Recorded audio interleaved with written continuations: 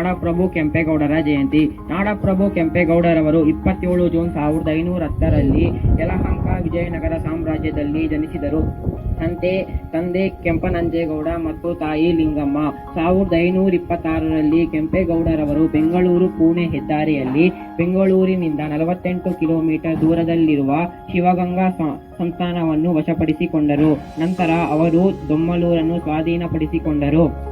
ಈ ವಿಶಾಲವಾದ ಅರಣ್ಯ ಪ್ರದೇಶದೊಳಗೆ ಮತ್ತು ವಿಜಯನಗರ ಚಕ್ರವರ್ತಿ ಅಚ್ಯುತರಾಯರ ಸಾಮ್ರಾಜ್ಯದ ಅನುಮತಿಯೊಂದಿಗೆ ಅವರು 1537ರಲ್ಲಿ ಬೆಂಗಳೂರು ಕೋಟೆ ಮತ್ತು ಪಟ್ಟಣವನ್ನು ನಿರ್ಮಿಸಿದರು ಮತ್ತು ಯಲಹಂಕದಿಂದ ಹೊಸ ಬೆಂಗಳೂರು ಪೇಟೆಗೆ ತಮ್ಮ ರಾಜಧಾನಿಯನ್ನು ಸ್ಥಳಾಂತರಿಸಿದರು.